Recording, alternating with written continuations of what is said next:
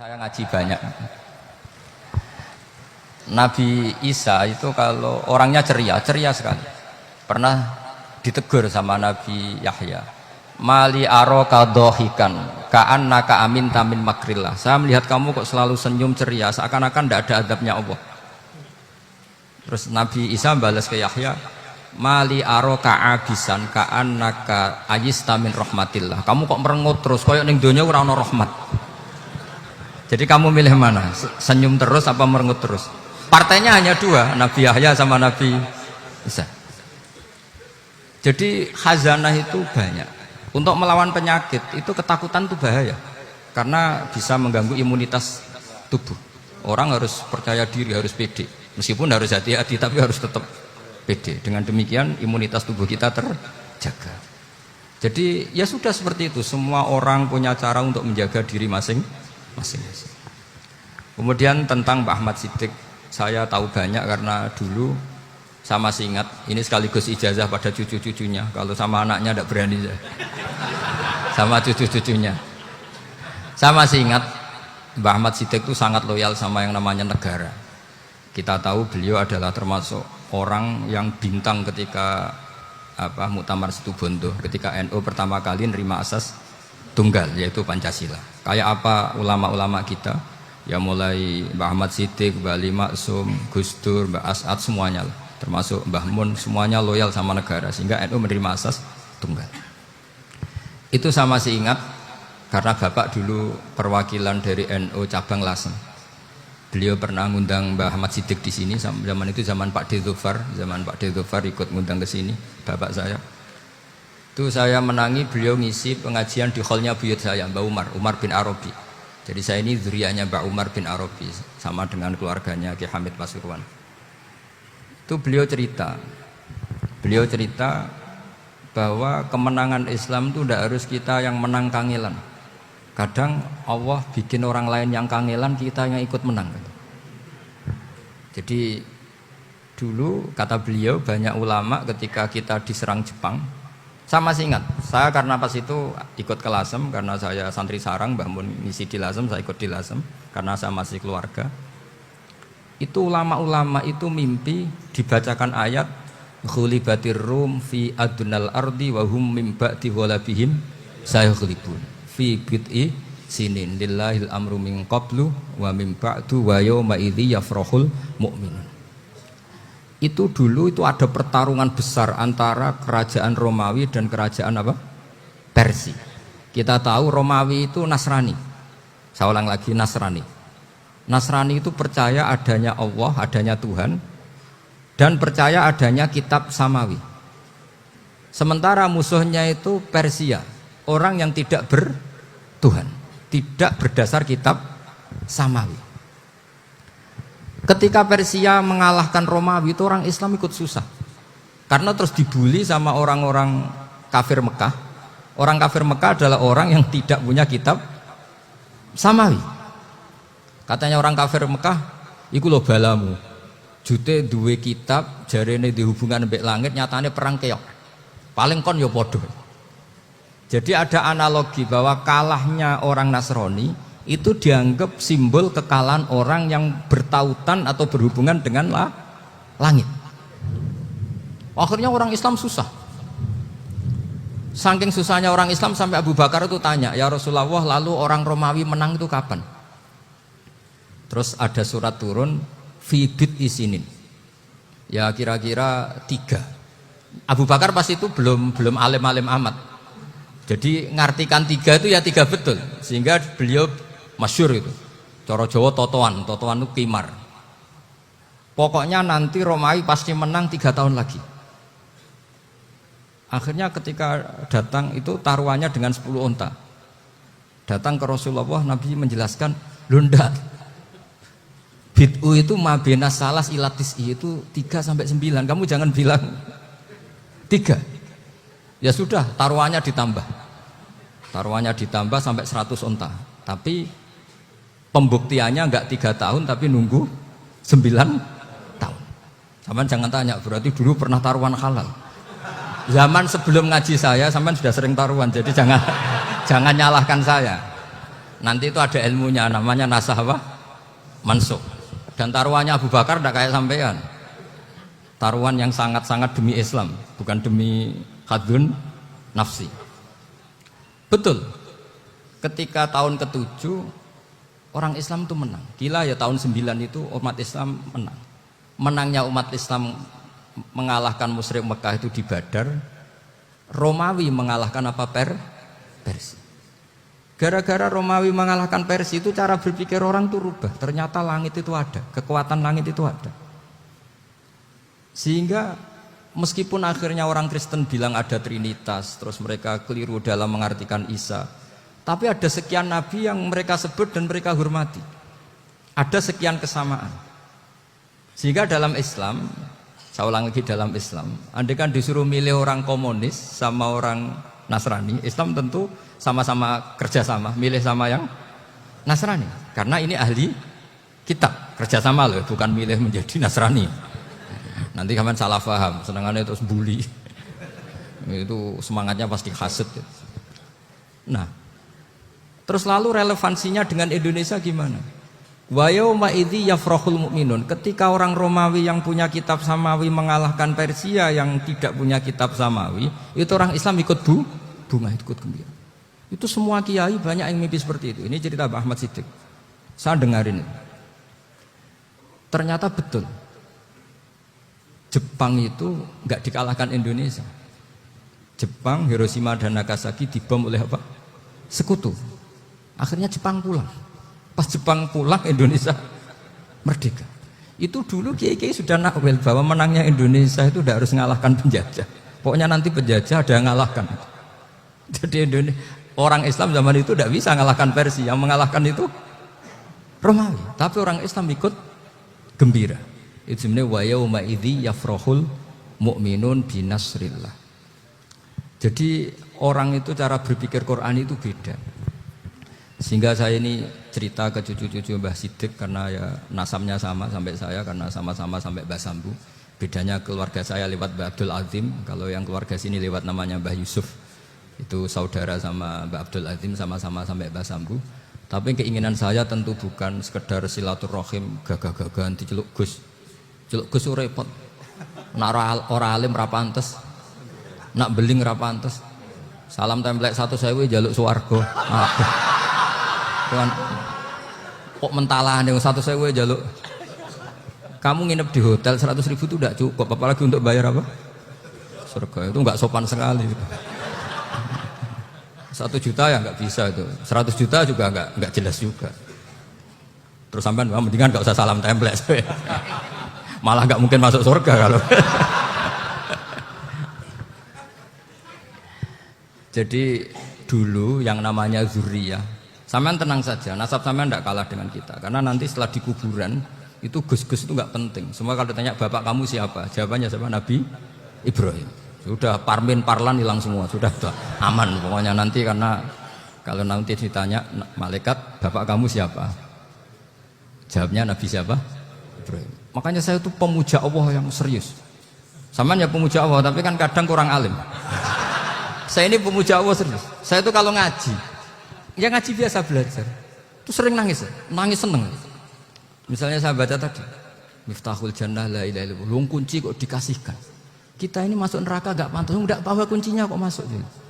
Harusnya kita ini masuk surga, kita kan pegang kunci surga, gak pegang kunci neraka. Maka aneh kalau kamu masuk neraka itu aneh. Coba kita pegang kunci surga apa kunci neraka? Tapi kata teman saya, neraka ora ono kuncinya. Karena tidak ada pintunya. Terus saya bilang, kamu kok tahu? Memangnya mau ke sana kata saya. Saya tidak punya rencana tahun neraka. Karena nanti di antara syafaatnya Quran itu orang kalau mau masuk neraka tidak jadi. Ya nggak apa-apa ya, diatur sendiri. Jadi di antara syafaatnya Quran itu orang nggak jadi masuk neraka. Jadi syafaat itu ada 2, dari neraka diangkat ke surga, dan itu bisa lama itu. Tapi kalau syafaatnya Quran itu yang belum masuk neraka supaya nggak jadi masuk neraka. Karena neraka juga punya aturan, dia juga kena aturan fikih. Jadi, betul ini, saya ada hujan.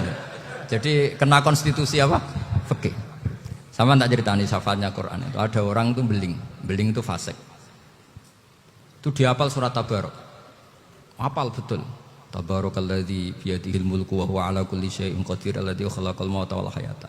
Pertanyaannya gini, boleh enggak orang menginjek surat Baqarah? Boleh enggak? Enggak. Padahal orang hafal Quran itu artinya ayat itu ada di hatinya. Fa inna wa ta'ala la yu'adzibu qalban wa al-Qur'ana. Allah tidak akan menyiksa hati yang menyimpan Quran, yang jadi flash disknya Quran, yang jadi rekaman Quran. Singkat cerita orang ini hafal. Pas ketemu Mungkar Nakir prosedur kan, ini orang fasik mau diantemin sama Mungkar Nakir. Prosedur ya, dia kan prosedur standar. Si surat Tabarok akhirnya menjelma jadi seseorang yang gagah berani. Kamu nggak boleh nyiksa orang ini. Saya ini kalamullah. Kalau kamu nyiksa dia berarti nyiksa saya. Kamu berani sama kalamullah? Wah ya tidak berani jadi Mungkar Nakir. Tapi orang itu nakal, harus saya gebukin. Tapi kata Quran tadi, tapi saya di situ pasti kena saya. Oh debat, nggak ada lajnahnya, ini nggak ikut. Kalau Gus Wirjon ikut jadi lajnah. Kalau jadi lajnah pasti kroninan, kalau santrinya dimenangkan. Akhirnya debat. Ya sudah kita ketemu Allah. Akhirnya Mungkar Nakir sama Quran tadi surat Tabarok datang, sowan sama Allah. Terus kata Allah, memangnya kenapa Mungkar Nakir? Saya harus nyiksa dia karena dia fasik ya Allah. Memangnya kenapa surat Tabarok?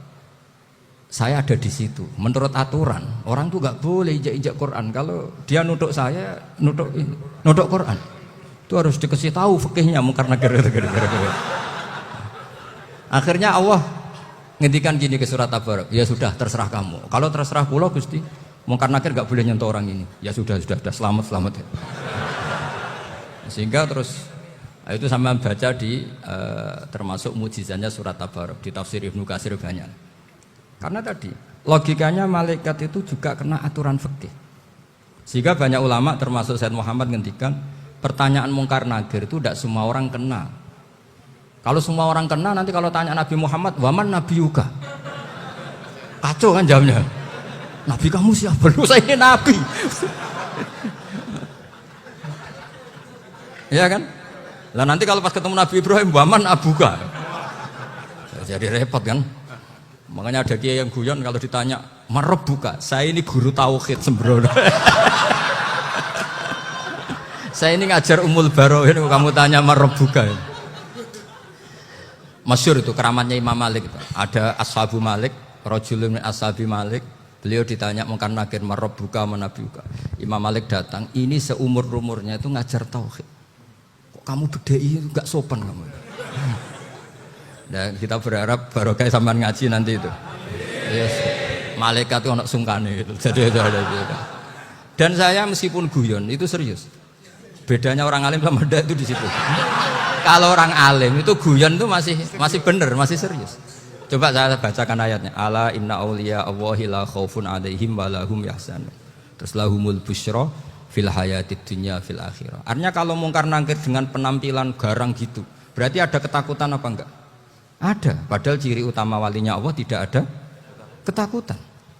Makanya itu termasuk dalilnya Sayyid Muhammad, tidak semua orang alami seperti itu karena wali-wali itu la khaufun alaihim wa lahum yahzanun. Wah anak kiai ketemu karena kerja buat tidur wedek. Iku dredege ora kok pertanyaan itu, nak konan santri piye? Lho isen wis kiai dihanjuti Mungkar Nakir. Malu gak kira-kira? Mesti plengane konan santri piye? Nah jawabannya gampang karena pernah ngajar tauhid. Makanya Sayyidina Ali ini cerita ini ada di kitab Nurul Dholam. Sama lihat di kitab Nurul Dholam karangannya Syekh Nawawi Banten. Itu Sayyidina Ali itu ya, andekan orang biasa mungkin ya agak-agak hasut, tapi ini wali gak boleh kamu katakan hasut. Dia itu mangkal sama Umar. Orang kok setiap orang pernah dibentak. Apa dia berani bentak Mungkar Nakir? Penasaran dia. Bagaimana kerengnya Umar itu berlanjut enggak gitu kira-kira. Akhirnya minta, ya Allah saya minta kasyaf. Ya karena yang minta Sayyidina Ali karena mau wajah dituruti sama kasyaf. Dilihat Sayyidina Umar pas meninggal itu. Jadi hasud itu ya kadang penting asal baik. Loh betul bahasa Kanjeng Nabi kadang la hasada illa fisnaten. Itu Nabi bahasakan ya hasad. Gus Wirson saja yang nafsirkan ghobtoh itu kan gaya-gayanan sebagai ulama. Aslinya Nabi ngendikannya itu la hasada illa fisnaten. Ulama yang ganti itu namanya ghobtoh. Wong Nabi sendiri nyebut hasad kok kamu tafsiri laptop. Ya hasad ya hasad. Udah ndak usah ditakwil-takwil pokoknya gitu. Kalau sampean nggak percaya nggak apa-apa. Kok gitu aja kok repot. Karena sampean nggak percaya kemungkinannya dua. Satu nggak ngerti. Dua sama-sama alim kan dari awal kalau sama-sama alim kan laisali alimin ayuqallida aliman akhor. Kita nggak perlu saling mengikuti. Ngapain hasud? Biasa aja. Akhirnya Sayyidina Ali kasar. Pas Umar bangun, setelah mati kan bangun, setelah meninggal bangun. Munkar Nakir datang dengan perangai yang sangat garang. Itu digambarkan Sayyidina Ali matanya itu kalkidril ghali. Kayak apa? Kendil yang apa? Mengangan. Wah, seru. Sayyidina Ali senang, paling takut ini Umar. Senangnya bukan main, wah ini mesti takut Umar. Biasa. Ternyata enggak, Umar malah bangkit. Woi, Munkar Nakir. Kamu tahu menghadapi siapa? Itu betul ya? Kamu itu menghadapi temannya ahabbal khalqi ilallah. Yang diandalkan temannya, bukan dia.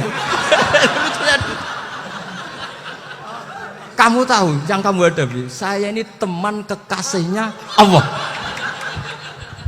Jadi boleh kamu mengandalkan Mbak Virjon. Tapi nanti risikonya Munkar Nakir tanya, itu Virjon siapa? Wah itu masalah kan. Makanya syaratnya wali itu harus ma'rufun fis sama. Di langit sudah populer. Makanya dulu ada orang yang saking seninya Abdul Qadir ditanya apa saja jamnya Abdul Qadir Al-Jilani itu aman karena beliau populer. Makanya program kita harus populer dulu di langit. Nah, itu nanti kalau dicatut oleh santri-santri nggak apa-apa. Kalau nggak populer nanti dicatat itu siapa? Masalah ini. Umar itu yang dibanggakan itu, kamu tahu saya siapa? Ya enggak tahu. Saya ini temannya kekasihnya Allah.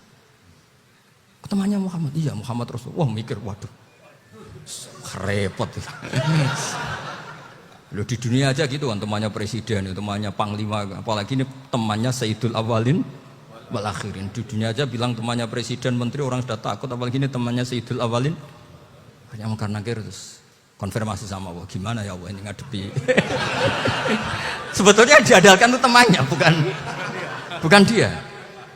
Wah, akhirnya sama Allah dibilang ya, Bu, ya sama seorang seperti itu Bu yang sopan. Terus semenjak itu Munkar Nakir itu nggak selalu berpenampilan seperti itu sangat. Jadi semoga itu konsisten sampai nanti. Jadi kamu kalau ingin nggak takut Munkar Nakir jadi wali dulu. Karena syaratnya tadi hanya wali sing la khaufun alaihim walahum yahzanun lahumul busyra fil hayatid dunya fil akhirah. Jadi orang itu kalau ngaji itu harus khatam. Jangan semuanya kena pertanyaan. Dan kalau semuanya kena pertanyaan nanti repot. Kalau Nabi Muhammad ditanya waman Nabi Yuga. Nabimu siapa? Lu kan terus jadi aneh. Jadi makanya ngendikane Sayyid Muhammad semua ulama lah. Enggak ada am kecuali ditaksis. Kecuali sifatnya Allah. Misalnya bikulli syai'in alim ya benar-benar bikulli syai'in. Tapi kalau am semuanya pasti ada taksis. Meskipun dalam muhawarah muhadasah biasa. Ya, misalnya contoh gampang istri kamu baru seneng kamu, Mas nak pengen apa-apa itu lapor aku gak apa-apa Mas, mesti aku seneng sama lapor. Iku di aku pengen wayo. Wah langsung jadi apa wae. Mesti apa wae maksudnya kecuali itu. Gitu. Padahal kalau ngomong Mas sampean ingin apa saja tak dukung. Sampean bilang pengen iku wayo. Kira-kira disetujui apa enggak? Sama seperti kita kalau punya teman akrab, wes nang omahku gak apa-apa, anggap aja omahmu dewe. Terus mlebu-mlebu kamar. Jadi tidak ada am kecuali di taksis. Artinya kalau ada cerita bahwa orang mati pasti ngalami ditanya Munkar Nakir itu pasti ada am yang di taksis. Itu pasti juga dialami para anbiya, para auliya. Karena ciri utama wali itu la khaufun alaihim walahum yahzanun. Kemudian saya yang mau cerita ya supaya sampean bisa menghadapi dunia global ini tak bawa tafsir Munir termasuk tadi. Kenapa orang Islam Rasulullah SAW itu lebih senang kalau yang menang itu orang Nasrani Romawi ketimbang yang menang itu orang Faris dalam hal ini ateis. Karena orang ateis itu lebih ngeri. Sebetulnya beberapa penemuan sains, terutama di ilmu medis itu orang Amerika, kayak cloning. Tapi orang Amerika itu masih dilarang oleh gereja untuk mengaplikasi, karena nanti bayi cloning itu dipakai suku cadang. Di Amerika masih ditentang oleh fatwa-fatwa agama, baik Islam maupun Kristen. Tapi di Cina itu dipraktekkan, karena nggak ada halangan agama. Di Cina itu biasa ada kondom diolah lagi jadi alat-alat aksesoris. Di Amerika tidak ada karena masih ada agama, masih ada larangan. Sehingga orang Islam itu lebih takut kalau yang menang itu Persia, karena terus cara berpikir ternyata Tuhan itu tidak ada, langit nggak ada perannya. Jadi ketika yang menang Nasrani masih berpikir itu pertolongan Tuhan, meskipun mungkin cara mengatakan Tuhan beda dengan kita. Tapi ada satu kesamaan bahwa kekuatan samawi itu ada. Jadi disebut hulibatir rum fi adnal ardi wa hum min ba'di ghalabihim sahlibun. Di sini diterangkan oleh Syekh Nawawi supaya kamu tidak salah paham. Sebetulnya kamu katakan misalnya wah itu paham liberal, sebenarnya saya tidak tersiksa. Cuma takut yang mengatakan seperti itu cek goblokir atau ngaji gitu. Itu aja masalah saya. Ini saya baca ini karangannya Syekh Nawawi karena tadi kata Mbak Firjon ngaji itu harus sama orang yang bersanad. Saya ini kalah sama beliau itu berkali-kali. Secara nasab saya harus manggil Mbah. Secara silsilah ilmu saya juga kalah lagi. Saya sering disewani sama cucu-cucu Syekhona Khalil. Kiai Sidik itu termasuk murid dekat beliau Syekhona Khalil. Kalau itu berarti kan Gus Firjon, Ahmad, terus Mbah Sidik. Mbah Sidik ngaji Syekhona Khalil. Syekhona Khalil itu pernah ngaji langsung sama Sayyid Zaini Tahlan. Berarti beliau dari Sayyid Zaini Tahlan itu baru generasi kelima. Sementara saya itu sudah ke-7 atau ke-6. Saya, Mbah Mun, Mbah Karim misalnya, Mbah Hashim, Mbah Mahfud Termas, Sayyid Abi Bakar Sato yang ngarangnya Anatul Thalibin, baru Sayyid Zaini Tahlan. Berarti saya ke-7, kalah lagi. Tapi untuk jadi wali biasanya cepat saya. Karena syaratnya jadi mbah itu ngalah demi putu. Jadi kalau beliau ngotot, saya dulu Gusti, saya mbahnya. Wah itu mbah yang nggak baik. Pasti jatahnya dikasihkan apa? Cucunya dulu. Makanya Abdul Muthalib itu orang yang dapat wangsit, tapi yang jadi nabi itu cucunya. Jadi dalil saya banyak. Sebenarnya Abdul Muthalib itu sudah sering dapat wangsit. Karena saya bahasakan wahyu, Nabi yang protes, enggak nabi kok dapat wahyu. Tapi sebetulnya Abdul Muthalib itu masyhur. Kalimat-kalimatnya menunjukkan bahwa beliau itu sudah dapat wahyu kalau nanti cucunya itu jadi nabi. Makanya senangnya bukan main Abdul Muthalib sama Rasulullah. Putu seneng, mbah seneng putu. Jadi mungkin, jadi sampean enggak usah protes loh. Ya, yang jadi wali kok cucunya. Dulu betul. Dulu Mbah Hamid Pasuruan itu kalau Mbah Ahmad Siddiq ke sana, Mbah Hamid Pasuruan kalau manggil Mbah Ahmad Siddiq itu paman. Tapi pamannya minta ijazah ke ponaan. Apa ya gara-gara itu memang. Kalau itu masih berlaku apa? Ngalah tadi. Kayaknya masih apa? Hawane masih. Karena melihat tren-tren langit masih gitu kayaknya masih. Masih itu. Ya, tapi mbahnya tetap dapat jatah, tenang saja nanti. Tapi memang sebaiknya mbah itu legowo. Rasulullah Muhammad SAW itu terkenal min dzurriyyati Ibrahim. Tapi kata Rasulullah, ana dakwatu Ibrahim wa bisyaratu Isa. Aku nganti ngene iki barokah dongane Nabi siapa? Ibrahim. Jadi dongane Nabi Ibrahim nggih tiba teng putu. Jadi banyak bukti bahwa jatuhnya ke putu gitu. Tadi saya di kamar sama beliau berduaan. Nih Mbah sing dadi wali di sini, aku wae Mbah. Cocokan tadi. Nah, kenapa saya akhir-akhir ini gulirkan daftar wali? Kenapa? Saya ini resah ya, orang sudah ingin dicintai pejabat, dicintai tetangga, dicintai teman. Tapi kadang-kadang orang lupa lagi dicintai apa? Makanya saya meskipun guyon, tapi ini amdan, bukan sahwan. Supaya orang punya cita-cita lagi jadi wali, ingin dicintai Allah. Kita ini terlalu lama ingin dicintai makhluk. Mbok ya naik kelas sedikit lah. Ingin dicintai Allah Subhanahu wa Ta'ala. Meskipun saya guyon, tapi tadi guyon saya tuh lebih serius ketimbang serius Anda. Karena tak pikir. Saya tuh kalau pergi itu seneng ngebis, bukan karena saya tidak punya mobil, tapi saya sering mau butuh itu supaya nggak diganggu. Karena saya tuh harus punya waktu sendiri. Kalau bis kan ketemu orang nggak kenal, tapi sekarang ya agak susah, banyak yang kenal. Dan susahnya lagi gak minta ijazah, minta foto. Aduh. Repot tuh. Mau dibenci itu umatnya Rasulullah Shallallahu Alaihi Wasallam. Mau disetujui itu sanatnya mana? Kalau ketemu orang alim minta apa? Foto. Itu nggak ada sanatnya. Nggak tahu saya itu mazhab dari mana itu. Ya mazhab milenial yang jelas itu kan. Ini tak baca ya biar dapat. Karena ini kenangan saya sama Mbak Ahmad Siddiq. Saya masih ingat betul beliau ngisi hallnya Mbak Abdullah bin Umar, berarti abahnya Mbak Hamid. Karena mbah saya itu Fatimah binti Khalid bin Umar. Kalau Mbah Hamid itu Hamid bin Abdullah bin Umar. Itu saya masih ingat betul zaman itu Mbah Hamid setiap hall di Lasem itu rawuh dan saya derek mbah saya karena masih misanan datang ke Lasem. Itu beliau pas itu ngisi sama Mbah Mun. Mbah Mun masih muda, Ki Ahmad Siddiq sepuh senior. Itu beliau cerita bahwa dulu ketika Indonesia dijajah Jepang itu para kiai mimpi dibacakan ayat Ghulibatir Rum fi adnal ardi wa hum min ba'di walabihim salim. Terus ada kiai yang tanya, takwilannya gimana? Ya nanti Jepang pulang bukan karena kita yang mengalahkan, tapi Jepang ada yang mengalahkan sendiri, meskipun tidak kita. Kayak dulu Faris tidak dikalahkan Islam, tapi dikalahkan Romawi, tapi yang senang umat Islam. Wa yauma idzi yafrahul mu'min. Itu luar biasa ulama-ulama kita. Delalah kejadiannya Indonesia seperti itu. Yaitu kita tidak mengalahkan Jepang, tapi Jepang pulang sendiri karena dikalahkan apa? Sekutu. Ya ini saya baca. Ini tidak usah dicek bacanya benar apa enggak, sudah aman apa? Aman. Karena kalau saya salah itu ya sengaja. Artinya ya sengaja, ya biasa maksudnya. Saya kemarin ngisi di Pondok Peloso, di Pondok Al Munawir Jogja. Salah itu ada dua, ada salah yang memang benar-benar salah. Itu enggak apa-apa, bisa dimakfu. Karena mesti sangke wong goblok salah yang terus itu. Ada salah bawaan ilmu, itu repot tuh dadan ini.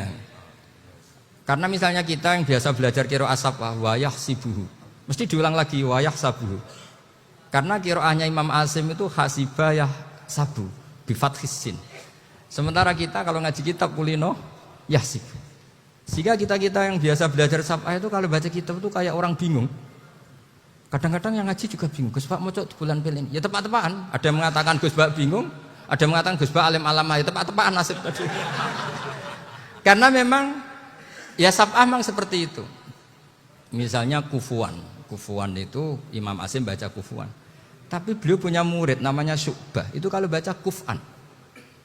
Makanya kita itu, ini kan khataman Quran ya. Jadi saya menyinggung sedikit tentang qiraah sabah. Tadi beliau juga sudah tak kasih kitab saya Hifdzuna Liyadal Mushaf. Sama tak ajari latihan sabah. Memang angel ya. Makanya yang nggak bisa itu wong pinter. Sudah tahu angel ya nggak usah diteruskan kan. Orang menghindari barang angel itu pinter apa goblok? Pinter. Berarti wong goblok pinter. Saya tuh makanya sama orang goblok tuh respect. Jadi orang alim tuh angel apa gampang? Angel. Menghindari barang angel pinter apa goblok? Loh, orang menghindari barang angel pinter apa goblok? Pinter. Berarti wong goblok pinter. Jadi saya sama orang-orang goblok itu respect. Sudah tahu jadi orang alim angel ya barang angel ya harus dihindari. Makanya saya ini insya Allah umatnya Nabi yang termasuk yang terbaik. Amin. Karena mencintai umatnya Nabi termasuk yang goblok. Wah, itu tidak gampang itu. Karena tadi sudah tahu ya. Seperti itu loh orang naik panjat pinang. Itu yang naik karena ingin hadiah. Yang nonton sudah tahu, wah licin kok dinaikin mau keplodok ya. Tapi orang sepakat yang nonton juga pinter karena sudah tahu ribet kok. Tukun yang pasar kena lah apa mana. Sama juga gitu. Ngalim tafsir angel, ngalim fikih angel. Ada karek ngaji ngerekam kan gampang. Itu pinter apa goblok? Pinter. Iya. Makanya kula niku mbok burohno ngono tok. Saya tadi dinasihati Mbak Virjon, muga-muga hati saya selamat. Saya itu meskipun kata orang banyak, muhibin saya banyak, tapi saya insya Allah tidak riak.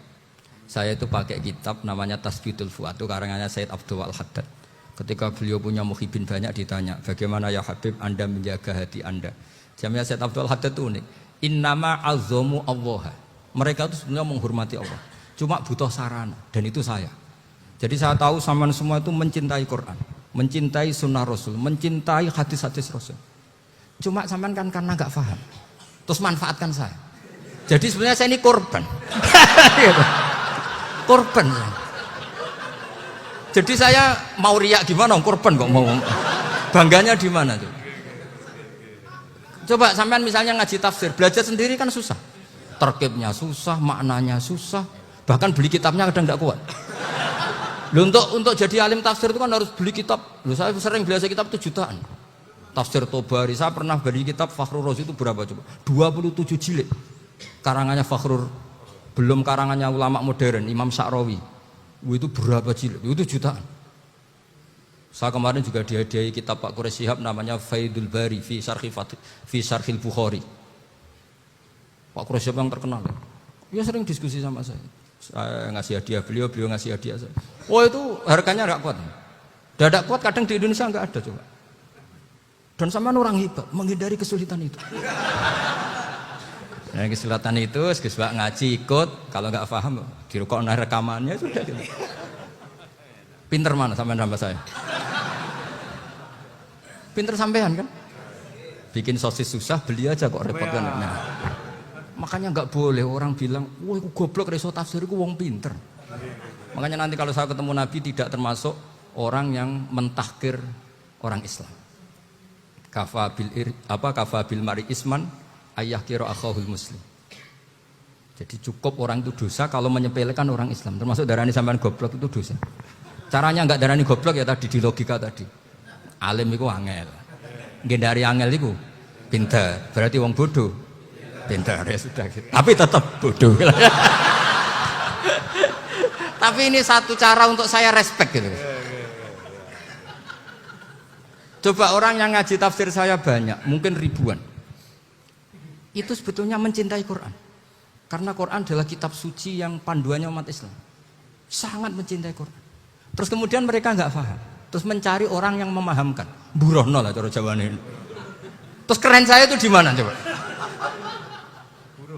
Lah terus mereka kurang ajarnya gini, kalau paham itu ya alhamdulillah paham. Kowe nak ngaji Gus Bae ngono tok. Tapi nek ora paham, ora nyalano akal ya. Mari Gus Bae nerangno cepet mulane gak paham. Ora kok nyalano teke sing lelet. Oh itu kan Masya Allah, naudzubillah tenan. Sebetulnya tingkat kurang ajarnya tinggi Gus sebenarnya. Jadi kalau nggak paham itu kadang nggak nyalahno uteke. Kayak mau misalnya, wah mari mikir aja jelas. Padahal misalnya jelas ora mesti paham bodoh. Paham ya? Jadi kata Sayyid Abdul Haddad, innama azzamu Allah. Sebenarnya mereka itu sangat menghormati Allah. Makanya kita nggak perlu mengatakan wasilah itu kafir, nggak akan. Karena orang tawasul sama Rasulullah itu ingin dapat ridhonya Allah lewat orang yang dicintai Allah. Kita mencintai wali sebenarnya, wah itu kekasih Allah. Kita mencintai itu karena mencintai Allah. Sama seperti gini, kamu mencintai kangkung apa enggak? Sebenarnya sama sekali enggak. Tapi kamu ingin sehat, ada asupan gizi. Kamu ingin tubuh kamu sehat, butuh asupan gizi. Kemudian kamu makan kangkung. Apa terus kamu cinta kangkung? Kan enggak. Cinta kesehatan kamu sama. Orang yang mencintai saya sebenarnya ingin kepuasan rohani. Saya kan termasuk kiai yang torekonya gampang. Ini swarga, kan akhirnya penggemarnya banyak. Coba kalau kamu neraka. Wah, jadi sebetulnya Anda mencintai kepuasan Anda sendiri. Nah, saya ini korban. Makanya untuk masuk surga cepat saya, korban itu cepat.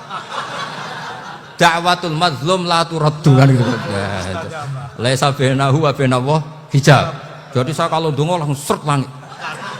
Karena mazlum. Saya sinau tafsir itu Pak, sampean bayangkan ada tafsir itu sudah 27 jilid. Sekarang Fakhrur Razi itu bulatnya bukan main. Karena dia ahli filsafat. Bulatnya Masya Allah. Sudah gitu sinau Jalalain kadang dikomen oleh Sawi. Sudah kita percaya Jalalain boleh dibully Sawi. Percaya Sawi dikandani, oh iku Maliki rasafi, ribet. Sudah gitu sinau Qurtubi, sinau tafsir Tobari itu susahnya. Belinya susah, belajarnya susah. Padahal saya punya keluarga, punya istri, punya anak. Bayangkan kalau istri saya rewel kayak istri sampean. Wah itu, tapi alhamdulillah enggak. Sama sekali enggak. Allah sudah memilihkan, wah ini bahaya kalau punya istri rewel. Imam Sibawai itu kitabnya banyak, tapi yang terbukukan hanya kitab Sibawai. Karena beliau kalau sudah belajar lupa istri. Hanya pas beliau di pasar, kitabnya dibakar semua sama istrinya. Karena dianggap saingannya. Ternyata yang dicerai tidak kitabnya, malah istrinya. Itu Imam siapa? Sibawai. Tapi alhamdulillah kitab saya nggak terbakar, aman. Saya teruskan ya. Jadi untuk menjaga riya dilatih innama azzamu Allah. Sebenarnya mereka itu menghormati Allah. Sehingga wasail-wasail itu sebenarnya enggak pernah jadi subjek, pelaku utama enggak. Tetap Allah. Sebab itu kata Sayyid Muhammad, kamu kok mengatakan wasilah itu kafir itu gimana? Ketika innallaha qad ba'atsa lakum taluta malika. Talut itu ya manusia. PD-nya itu apa? Inna ayata mulkihi ayyatiyakumut tabut fihi sakinatum mir rabbikum wa baqiyatum mimma taraka alu Musa wa alu Harun tahmiluhul malaikah. Jadi beliau PD itu kalau bawa sunduk semacam peti sakti, sing di situ ada baqiyatum mimma taraka alu Musa wa alu Harun tahmiluhul malaikah. Ya kayak semacam jimat. Tapi saya bukan mensyariatkan jimat enggak, karena nanti banyak penjual yang pembohong juga gitu loh. Cuma cerita, kamu tidak usah mengatakan kafir. Dulu Tolut PD-nya kalau bawa sunduk semacam peti kesaktian yang di situ ada baqiyatum mimma taraka alu Musa wa alu Harun tahmiluhul malaika. Sehingga Khalid bin Walid meskipun beliau sahabat dan menyaksikan wajah Rasulullah sallallahu alaihi wasallam, itu bawa sya'aratun min sya'aratihi Rasulullah sallallahu alaihi wasallam, bawa rambutnya Nabi. Perang kemana-mana itu diletakkan di pecinya. Nanti sama tanya lagi, masa pakai peci Khalid bin Walid itu? Wah panjang itu sampai itu repot. Sampai tak warai ngaji usul fikih. Usul fikih itu kalau ngaji itu ada istilah tangkihul manat. Ini mesti ini wilayah yang kita bisa berdebat sama Mbah Firjon. Dulu itu musuh saya karena saya makili Anwar, beliau makili Peloso. Tapi tahu-tahu kalah tua terus saya mengundurkan diri. Di fikih itu ada istilah, ada tangkihul manat, ada tahqiqul manat, ada tangkihul manat. Tangkih itu kira-kira gini, lafadz hadis itu dibuang sekian untuk tahu bahwa itu madarul hukmi. Misalnya gini, tak beri contoh paling gampang. Sama harus paham, kalau nggak paham nggak pinter-pinter. Ja'a a'rabiyun ila Rasulillah sallallahu alaihi wasallam. Ya karena ini menghormati Mbah Ahmad Siddiq, beliau orang alim. Jadi ngaji ini tetap ada suasana alim. Ya harus ada suasana alim. Nggak perlu jadi orang alim tadi susah. Sudah ngedari susah itu pintar. Sudah itu aja. Jadi orang alim susah, ngedari barang susah pintar. Berarti orang tidak alim pintar. Nah, meskipun tetap sudah itu pegangi sampai mati nanti. Loh, jadi orang alim itu repot. Itu kata Imam Ghazali, kalau orang alim kalau mau masuk surga itu sama Allah nggak boleh. Kif, kamu nggak boleh langsung masuk surga. Coba cari umat kamu, syafaati dulu. Nah, saya takut nyari sampean nggak bisa kembali. Saya tidak punya rencana itu. Pokoknya mau masuk. Boleh sampean kuaduan, aduan balik raroh dewe, wah repot nanti saya. Berat jadi orang alim itu berat. Ya saya teruskan ya. Ada tangkihul manat. Ja'a a'rabiyun ila Rasulillah sallallahu alaihi wasallam. Faqala ahlaktu wa ma ahlakaka qal waqa'tu imraati fi nahari Ramadan. Ya sidang kita, saya ini rusak ya Rasulullah. Kenapa? Karena saya menjima istri saya fi nahari Ramadan. Terus kata Nabi, kamu harus bayar kafarah. Napa Nabi kafarah? Puasa 2 bulan. Wong baru 1 hari aja terjadi gitu kok disuruh puasa 2 bulan. Ya tidak kuat ya Rasulullah. Baru berapa hari saya puasa aja kecelakaan seperti itu. Apalagi kalau sampai 2 bulan. Enggak ya Rasulullah. Ya sudah kalau gitu kamu pertama ngasih makan apa? Itqu raqabah kan, pertama merdekakan budak. Tapi kan sekarang enggak ada budak makanya terus sekarang langsung puasa. Wah ini enggak bisa semua. Ya sudah ngasih makan orang 60. Kasihkan siapa ya Rasul? Ya orang fakir. Saya ini paling fakir. Di kampung saya ini orang paling fakir. Jadi mulai dulu orang fakir itu hubungan suami istri itu paling lancar mulai dulu. Makanya orang fakir itu anaknya banyak. Karena hiburannya hanya itu. Wong Ramadan aja. Coba mau ke ATM nggak punya uang, mau antri di bank nggak punya, mau apa coba? Itu mulai dulu. Ini sanatnya mutasil. Wah, akhirnya sudah sanksinya kan tadi ya itqu raqabah atau puasa 2 bulan berturut-turut atau ngasih makan 60 orang miskin. Lalu kata ahli usul fikih, kata a'rabi dibuang, nggak menjadi catatan hukum. Orang kota pun kalau melakukan itu juga kena sanksi yang sama. Imro'atau juga dibuang. Andai kan itu dilakukan untuk amatnya juga ketentuannya sama. Nah sekarang perdebatan antara Imam Syafi'i dan Imam Malik begini. Sekarang pertanyaan gini, jima istri itu hukumnya boleh apa haram? Boleh kan? Lalu kalau ada orang tanpa udzur kemudian makan siang-siang, cara Imam Malik hukumnya sama, harus kena sanksi yang sama. Karena sama-sama hadku hurmati Ramadan bi ghairi udzrin syar'iyyin. Sama-sama merusak hukum Ramadan tanpa udzur syar'i. Lu jima itu tidak zina. Kan hukumnya jaiz. Nah, sekarang makan hukumnya jaiz, harusnya juga kena ketentuan yang sama. Cara pikirannya Imam Malik. Nah, alhamdulillah Imam Syafi'i gak setuju. Wah, cara setuju repot. Bahkan orang-orang Syafi'i sudah punya khilah, kalau gitu minum dulu. Biar gak kena. Iya, biar iftarnya pakai minum. Setelah minum baru jima kan. Ini sudah menyiapkan khilahnya. Ini khas Syafi'i ini, bongsong rekayasa hukum. Nanti bisa belajar jauh cara ngakali hukum. Makanya guyonan yang masyhur Gus Dur itu gitu. Ada seorang kiai atau Gus lah, ya punya salah, namanya manusia kan punya salah, entah cangkruk entah apa, pokoknya punya salah. Ada wartawan yang ngiranya semua kiai itu orang suci, sehingga tanya sama Gus Dur, Gus itu ada kiai kok, ya pokoknya salah lah. Tapi jangan bayangkan dosa besar, enggak, kecil-kecil aja. Itu gimana itu? Padahal kiai kan orang suci. Jawabnya Gus Dur lucu. Ya justru yang boleh salah itu para kiai. Kalau kamu nggak boleh. Loh, kok bisa Gus? Karena mereka tahu caranya tobat. Repot. Kalau kamu nggak tahu caranya. Sama pelanggaran hukum itu ya harus pakar-pakar hukum. Itu yang tahu caranya rekayasa. Kalau kamu ya kena pasal kan ya. Jadi kamu jangan niru saya ini punya sekian cara untuk kembali. Nah, itu namanya khilah. Makanya kata Sayyid Muhammad, kamu tidak usah anti khilah. Karena Abu Hanifah itu membolehkan khilah, kitabul khiyal. Yang penting kamu soleh dulu. Setelah soleh nanti Allah maklumi. Soleh dulu, syaratnya soleh dulu. Kalau tidak soleh jangan. Contohnya gini, ada orang mau puasa lemes sekali, mau makan. Gampang, kalau langsung makan kan kayak hadku hormati Ramadan biwari udrin sarian. Aku langsung mau jembera sowan Mbah Firjon. Sudah status saya apa? Musafir. Ya sudah, berangkat aja sampai Tuban makan. Nanti kalau nggak jadi ya nggak apa-apa sudah. Kan mulai pergi sudah musafir. Saya tidak tahu nanti malaikat tertarik gebuki nggak tahu. Tapi itu ada khilahnya, asal soleh. Karena kata Sayyid Muhammad dan semua kitab mengatakan itu. Kalau sama nggak tahu ya kebablasan. Nabi Ayub, nabi yang terkenal Gudiken itu siapa? Ayub ya. Nah, itu yang Israiliyatnya kan seru lah. Gudiken dikukur bek kreweng itu terlalu lah kalau itu. Untuk kreweng konti ning Arab ora ono kreweng itu sudah masalah itu. Singkat cerita, Nabi Ayub ketika diasingkan kaumnya itu kan nggak punya sumber makanan. Lah orang lelaki itu mulai dulu egois.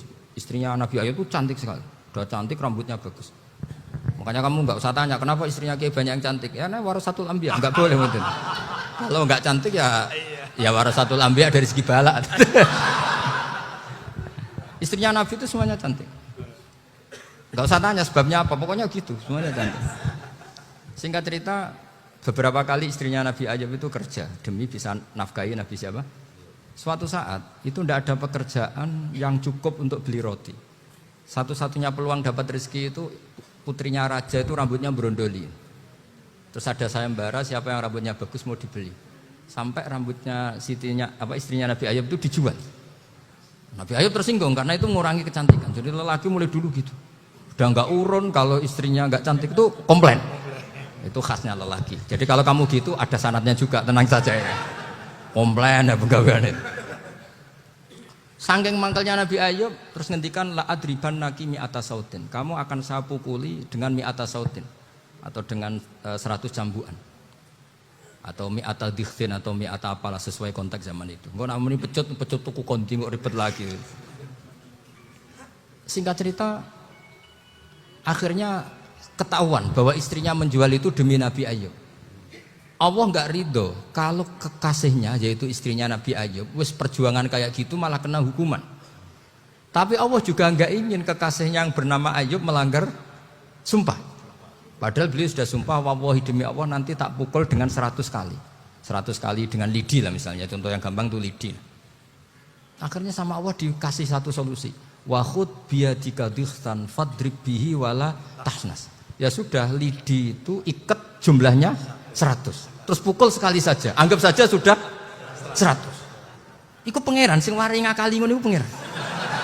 Tapi syaratnya soleh. syaratnya soleh. Jadi kalau kamu anti khilaf berarti anti ajarannya Allah di ayat itu. Wa khud biyadika dikhsan fadrib bihi walata. Itu dulu ada, ini cerita di Ithaf. Ini cerita terakhir, ini sudah, sama jangan nama sudah. Terus pengumuman tadi, yang enggak pernah sepuh ngutang saya itu haram tadi. Karena tadi saya punya kewajiban di rumah yang bisa menggugurkan ya kewajiban yang lebih besar. Lebih besar itu ya tadi, bisa pernah guru, pernah sepuh. Yang jelas enggak umur. Umur sampean menangkap itu. Tua-tua serepot itu. Ada raja itu ganteng kaya, senengannya nikah perawan cantik. Itu semua kampung mesti kenal. Mungkin digilir atau gimana pokoknya. Suatu saat ada pemuda suka sama perempuan yang di kampungnya, cantik sekali. Kemudian pemuda ini ternyata pekerja di kerajaan itu. Tiap hari ditanya, wah itu yang di kamu yang cantik siapa? Mau saya nikahin gini. Wah bahaya ini saingannya raja. Jadi yang dibidik pemuda tadi itu saingannya. Si raja ini orang yang namanya raja kan gengsinya tinggi. Kaifatang kihuha wa qad ra'aitu qad qabbalaha rajulun. Kok mau nikah piye? Saya tuh pernah melihat dicium lelaki. Wah, gak mau. Gak gelem wis kadung ditambung lan waqat qabbalaha rajulun. Saya pernah melihat sendiri qabbalaha rajulun, dicium oleh lelaki. Wah, sudah gak minat raja langsung gak keren. Suatu saat pemuda tadi nikahi perempuan itu. Rajanya marah-marah. Kamu lelaki gak punya harga diri gini. Gak punya selera, gak punya harga diri, sudah pernah dicium orang kok tetap dinikah. Bilang ke raja, takrif manir rajul, lelaki itu siapa? Abuha. Kamu tahu lelaki itu siapa? Sopo? Abuha. Bapaknya. Saya kan hanya bilang rajulun. Pernah dicium lelaki. Lah pikirannya raja lelaki kue-kue ngene iki. Tapi butuh tanam mau raja ben gak sido. Itu aja tuh. Baru kayak digulirkan gitu waqat qabbalah rajulun. Wah enggak mau. Setelah itu suatu saat pegawainya tadi nikahi perempuan. Kamu enggak punya harga diri gini. Kamu tahu manir rajul apa abuha. Wah nak ngono aku gak apa-apa. Lah monggo sakniki wis bojo kula. Ora trimo wis diambung wis macam-macam. Lah itu namanya khilah. Apa? Khilah. Kalau di Balawa disebut tauriyah atau apa. Tapi saya tidak ngajari sampean seperti itu. Sudah pinter sebelum saya ajarin. Bangsa ngakali kan sudah pinter. Ya ini terakhir tak baca Arabnya saja nanti. Bismillahirrahmanirrahim. Biar dapat barokahnya Syekh Nawawi juga barokahnya guru-guru.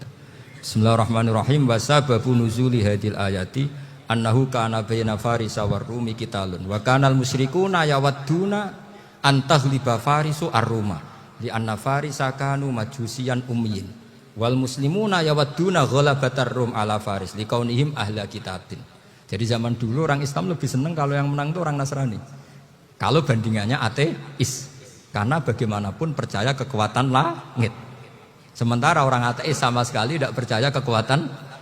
Apapun bedanya kita dengan Nasrani itu ada kesamaan, yaitu percaya adanya kekuatan langit. Sehingga ketika orang Romawi kalah itu orang Islam ikut susah. Paham ya? Makanya ini tak baca biar sampean enggak macam-macam pikirannya. Fab'atha Kisra saat terusnya, ya pokoknya seperti itu. Akhirnya Rasulullah SAW berdoa lebih senang yang menang itu Rom karena ahli kitab.